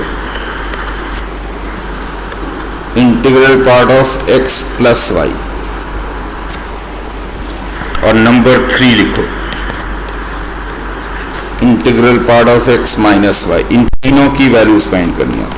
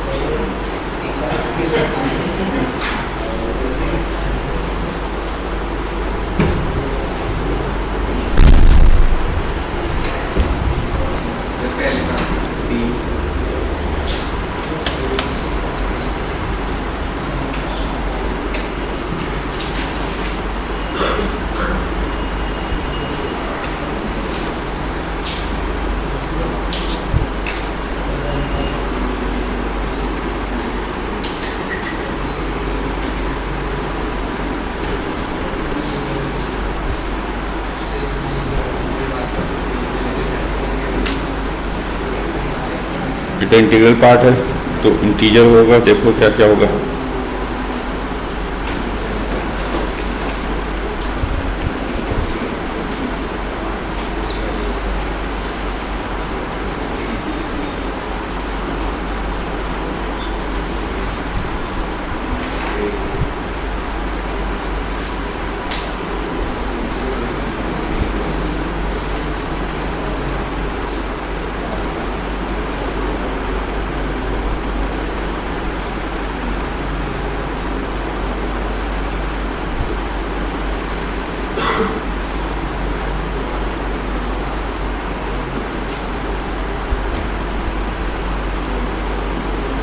देखो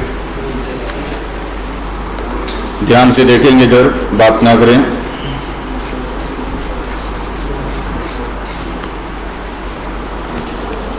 इधर देखो, जैसा कि अभी मैंने कहा था, इसको हम सिंपली लिख सकते हैं 3 times integral part of x। जब भी बॉक्स के अंदर बॉक्सेस हो,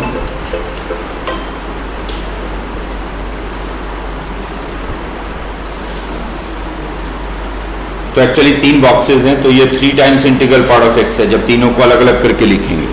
अगले वाले में मैं ये लिख सकता हूँ इंटीग्रल पार्ट ऑफ x, 12 को उठाकर बाहर रख देता हूँ। इंटीजर हो प्लस या माइनस के साथ तो उसको उठा के बाहर ले जा सकते हैं। और इसको मैं लिख सकता हूँ 2 टाइम्स बॉक्सेज हैं y एंड y का। जब हम फर्स्ट 2 को सॉल्व करेंगे, अभी थर्ड वाले को इग्नोर कर दें, फर्स्ट 2 को सॉल्व करें तो 2 times integral part of x आएगा 12।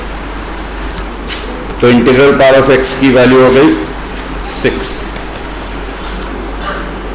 अगर आप फर्स्ट 2 को सॉल्व करते हो ये दोनों, तो 2 times integral part of x 12, integral part of x 6। ना जब आप इंटीग्रल पार्ट ऑफ x को 6 रख दोगे, यहाँ पे इंटीग्रल पार्ट ऑफ x को 6 रखोगे तो इधर हो जाएगा 6 + 12, 2 times integral part of y। तो यहाँ से इंटीग्रल पार्ट ऑफ y की वैल्यू हो जाएगी 9। दोनों को ऐड करेंगे तो integral part of x plus integral part of y ये 15 हो गया। तो पहले वाले पार्ट का आंसर तो 15 है, integral part of x plus integral part of y। लेकिन अगले 2 पार्ट इतने सिंपल नहीं है, अगले 2 पार्ट पर जरा ध्यान दीजिएगा। ये तो सिंपल था कि सिंपली आपने ऐड कर दिया integral part of x plus integral part of y। ध्यान से देखोगे। अब चलते हैं सेकंड वाले पार्ट पे, integral part of x plus y। तो उसमें मैं x और y को ऐड कर रहा हूं, इंटीग्रल पार्ट ऑफ y को नहीं ऐड कर रहा हूं। तो मुझे पहले x और y फाइंड करना पड़ेगा। तो कैसे, देखिए, अगर इंटीग्रल पार्ट ऑफ x 6 है तो x की वैल्यू होगी 6 से लेकर 7 तक, 6 से शुरू होगा 7 पे खत्म होगा। तो x की वैल्यू हो गई 6 से 7 और y की वैल्यू हो गई 9 से 10। x 6 से 7 में, y 9 से 10 में। और अब दोनों को ऐड करेंगे तो 15 x प्लस y 17। तो x प्लस y जो आ रहा है ये 15 से 17 में आ रहा है। तो आ रहा है नहीं, अगर दोनों को ऐड कर दोगे 6 and 9 15, 7 and 10 17। तो ये 15 से शुरू हो रहा है और 17 तक जा रहा है।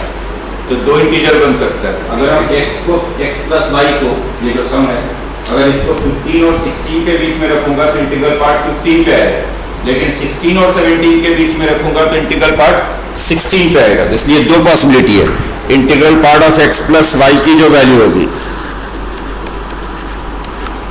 ये या तो 15 होगी या 16 होगी। तो दोनों आंसर लिखोगे 15 और 16, 15 और 16। ऐसे ही देख लो ना कि अगर 15 से 16 17 के बीच में कोई नंबर है, कोई भी नंबर आप सोचो 15 से 17 के बीच में, तो अगर आप 15 से 17 के बीच में लोगे, जैसे 15.1, 15.2, 15.3 ऐसे लोगे तो इंटीग्रल पार्ट 15 बनेगा। लेकिन अगर आप 16.1, 16.2, 16.3 लोगे तो इंटीग्रल पार्ट 16 बनेगा। तो दोनों पॉसिबिलिटी है, 15 भी बन सकता है और 16 भी बन सकता है। अब आते हैं माइनस वाले पे, तीसरे वाले पार्ट पे। इसको हटा दूं, बोल भी दीजिए। माइनस के लिए चूंकि हमें x माइनस वाई चाहिए, x माइनस वाई चाहिए, तो इसका साइन बदल देता हूं। अगर इसको माइनस से मल्टीप्लाई कर दूं तो ये हो जाएगा -9 minus y minus 10। x minus y चाहिए तो आप पहले साइन बदल दो, तो ये हो गया माइनस वाई की वैल्यू -9 से 10 में। तो अब हमारे पास 2 इनइक्वालिटी हो गया। एक तो x की वैल्यू हो गई 6 से, माइनस वाई की वैल्यू हो गई -10 से -9 में, -10 से -9 में। दोनों को ऐड करूंगा तो x माइनस वाई की जो वैल्यू होगी ये -4 से -2 में होगा, अगर दोनों को ऐड करते हैं तो। ऐड करोगे तो ये -4 ये -2, और इसमें दोनों साइड में कहीं भी इक्वलिटी नहीं रहेगा, क्योंकि इक्वलिटी तब होता है जब दोनों पे इक्वलिटी होता है। यहाँ इक्वलिटी है, यहाँ नहीं है, यहाँ नहीं है, यहाँ पे है, इसलिए इक्वलिटी दोनों ही साइड से हट जाएगा। और अब देखो ये क्या होगा, अगर आप -4 और -2 के बीच में कोई नंबर ले रहे हो, कहाँ से शुरू कर रहे हो, -4 से कहाँ तक जा रहे हो, -2 तक।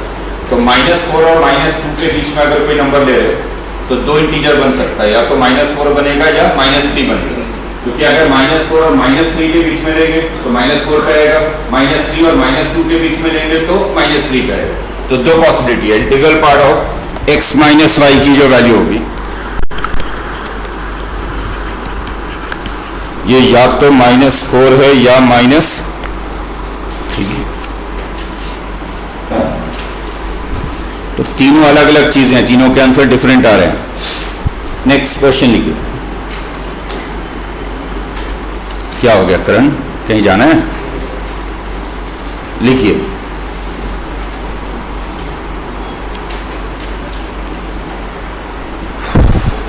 सॉल्व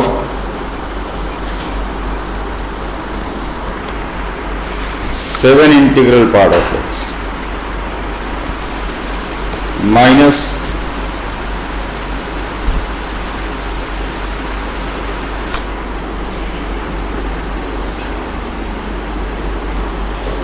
बल्कि ये लिखो integral part of x -5x + 2 इसको सॉल्व करें, यानी x की वैल्यू फाइंड करनी है जो इसे सेटिस्फाई करे।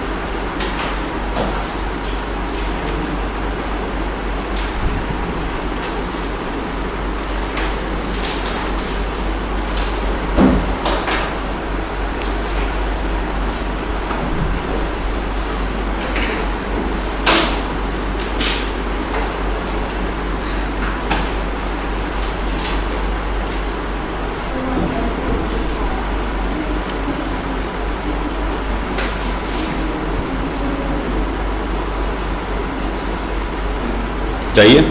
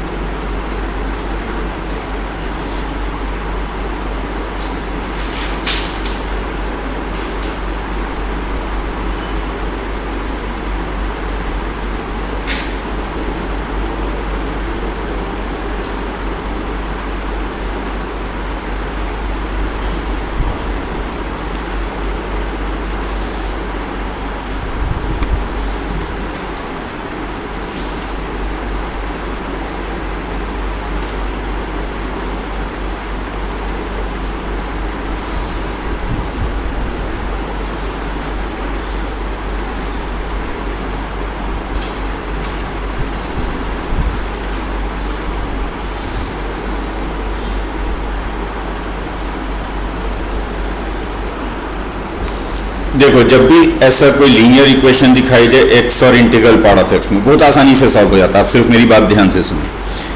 आप क्या करें,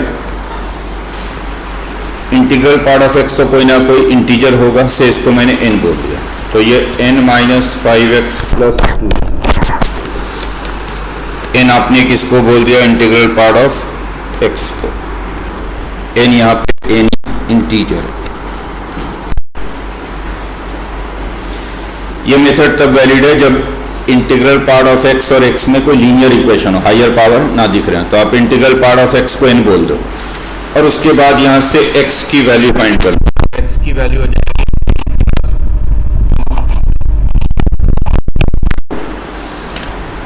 ठीक है, मुझे x ही फाइंड करना है। तो अगर मैंने n फाइंड कर दिया तो x अपने आप ही मिल जाएगा, n फाइंड करके इसमें ला के रख दूंगा तो x मिल जाएगा। तो अब मेरा काम हो गया सिर्फ n को फाइंड कर देना कि n की क्या वैल्यू है। समझ में आ रही बात? इसको मैंने बंद किया इससे। और अब n कैसे फाइंड करेंगे? तो देखो बहुत सिंपल सी बात दिखाई दे रही है आपको, क्योंकि आपने इंटीग्रल पार्ट ऑफ x को n लिया है। डेफिनेशन से अगर integral part of x n है तो x कहां से कहां तक होगा? n से लेकर n+1 तक होगा, अगले इंटीजर पे जाएगा। तो x वैल्यू n+1 में। अगर integral part of x n है तो x n से शुरू होकर कहां तक जाएगा? n+1 तक। और अब इसमें x की वैल्यू डाल दो जो आपने निकाली, जो इक्वेशन 1 में निकाला हुआ। x की वैल्यू क्या है? n+2/5 n+1।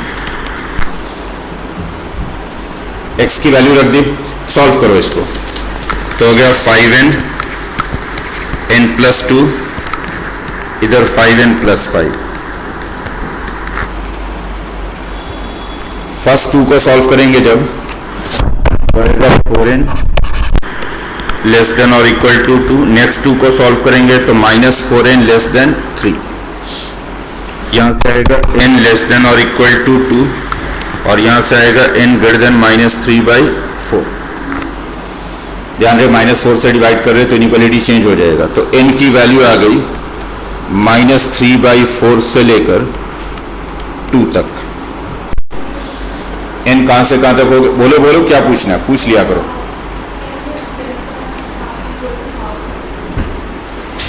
कहां पे? ये तो 4n लेस देन और इक्वल टू 2, हाँ n लेस देन और इक्वल टू हाफ है, 4 से डिवाइड करो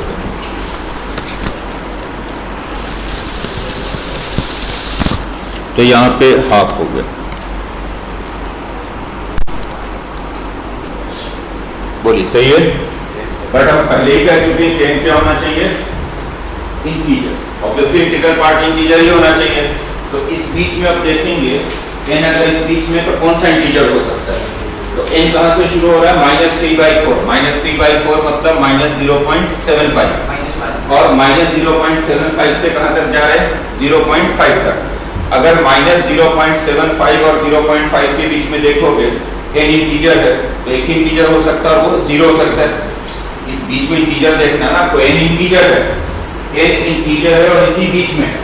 तो अगर n इंटीजर है -0.75 से शुरू करके 0.5 के बीच में देखोगे तो एक ही इंटीजर हो सकता है और वो क्या हो सकता है? 0। तो अगर n इस बीच में है तो n की सिर्फ एक ही वैल्यू हो सकती है और वो वैल्यू क्या है? 0 है। तो n 0 के इक्वल है। और जब n 0 के इक्वल है तो x क्या हो गया? n यहाँ रख दो 0 तो x की वैल्यू हो गई 2/5। तो एक ही सॉल्यूशन है इसका, x इज इक्वल टू 2/5। तो लिख दो from 1 x is equal to 2/5।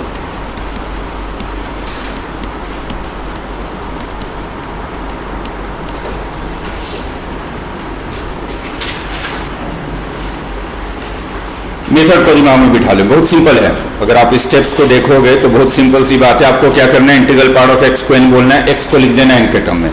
उसके बाद कर देना है कि x होगा n से n+1 में, जो कि इंटीग्रल पार्ट ऑफ x को n बोल रहे हैं। पहले n निकाल लेंगे, n को निकाल कर यहाँ रख देंगे, x मिल जाएगा। जैसे और एक एग्जाम्पल लिखिए, लिखिए क्वेश्चन।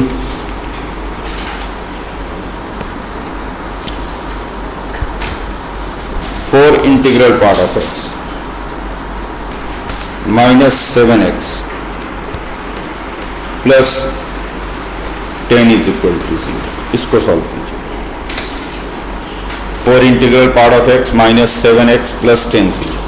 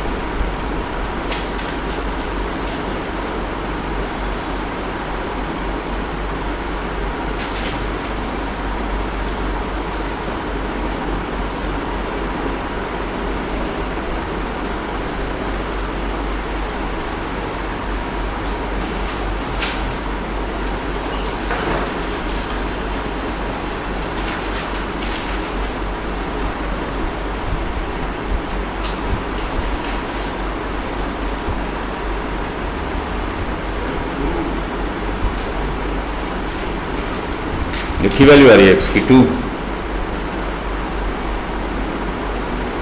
2 तो ऐसे सेटिस्फाई भी नहीं कर रहा, इसको 2 कैसे बोल रहे? 2 तो रख के देखो, सेटिस्फाई भी नहीं हो रहा।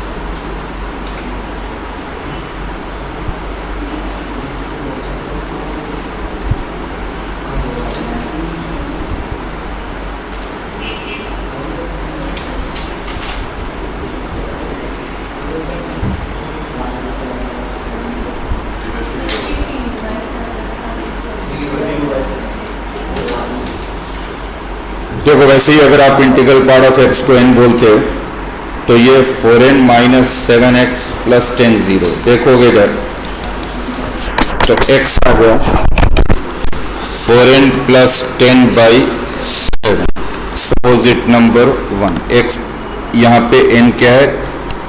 इंटीग्रल n बोला अपने इंटीग्रल पार्ट ऑफ x को।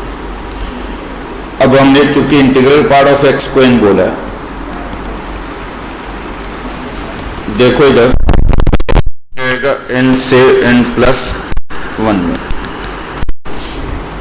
रख दें value n x n plus 1। 7 से मल्टीप्लाई किया तो 7n 4n plus 10 7n plus 7। First 2 को सॉल्व करेंगे तो 3n इक्वल टू 10। नेक्स्ट 2 को सॉल्व करेंगे तो minus 3 less than minus 3 equal to 10 by 3। n greater than 1 minus 3 से डिवाइड करोगे तो n की वैल्यू हो गई 1 से लेकर 10 बाई 3 तक। 1 पे ध्यान दे, ओपन है। और अगर n 1 से 10 बाई 3 तक है, 10 बाई 3 का मतलब हो गया 3.33, तो 1 और 3.33 के बीच में अगर n है और n इंटीजर है तो दो ही वैल्यू n की हो सकती है, n या तो 2 है या 3 है। तो n या तो 2 के इक्वल है या 3 के इक्वल है। इन दोनों वैल्यू को जब 1 में रख दोगे तो अगर n को 2 रखोगे तो x होगा कितना हो जाएगा 18 बाई 7, को 3 रखोगे तो 22 बाई 7। तो x की दो वैल्यूज हैं 18 बाई 7 एंड 22 बाई 7। समझ में आ गई बात? Next question.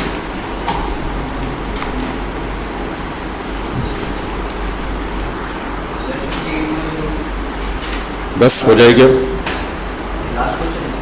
लास्ट क्वेश्चन लिखिए। बात ना करें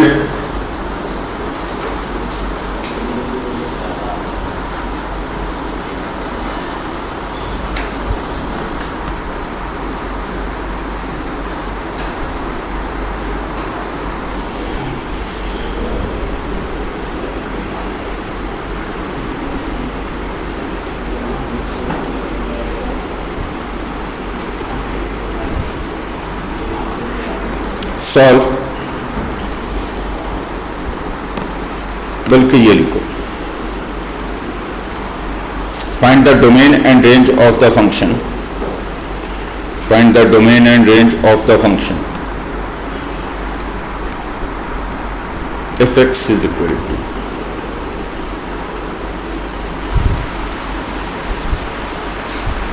integral part of x plus 3 over under root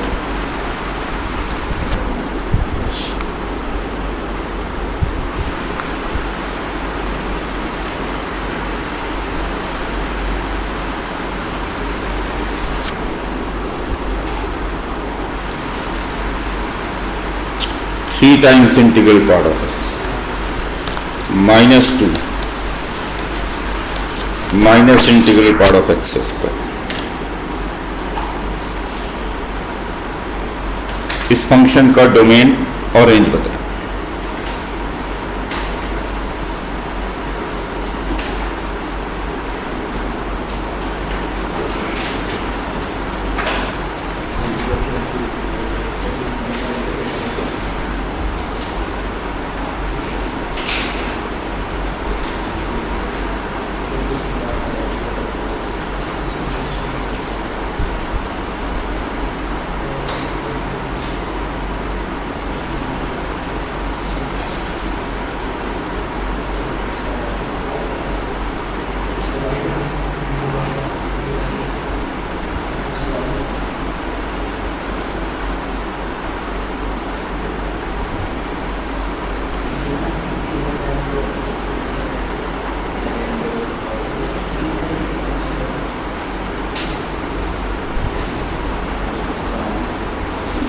कल क्लास नहीं है, नेक्स्ट क्लास वेंसडे को है और अब क्लास 8 o'clock तक हुआ करेगी आगे से।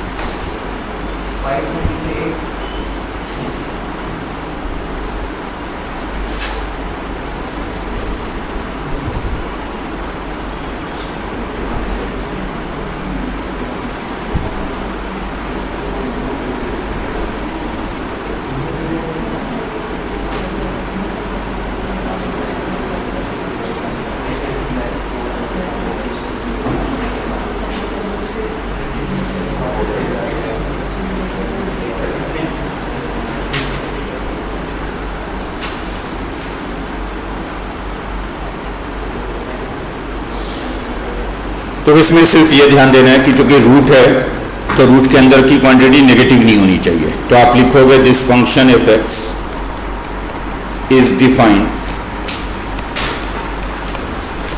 इफ क्वांटिटी है 3 integral part of x minus 2 minus integral part of x, this should be greater than 0।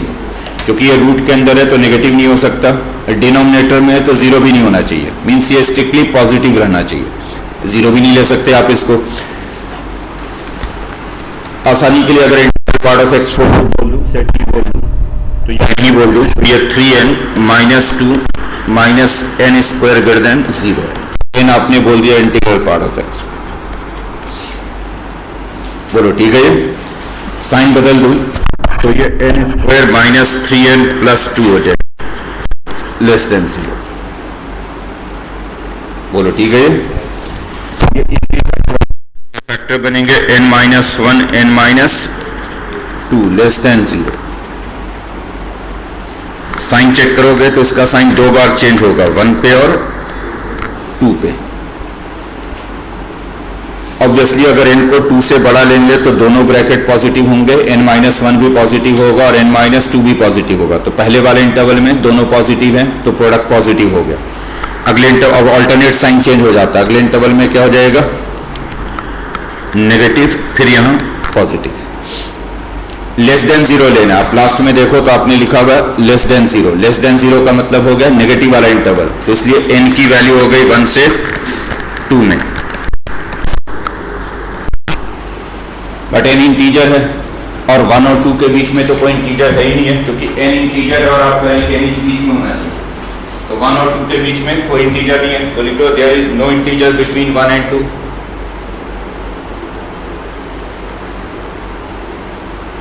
That means कि ये फंक्शन कभी भी डिफाइंड नहीं है, यानी ऐसा कोई x नहीं है जिसके लिए ये फंक्शन डिफाइंड हो। तो लिख लो this function is never defined, this function is never defined. या आप कह सकते हैं कि इसका डोमेन हो गया एम्प्टी सेट, 5 हो गया।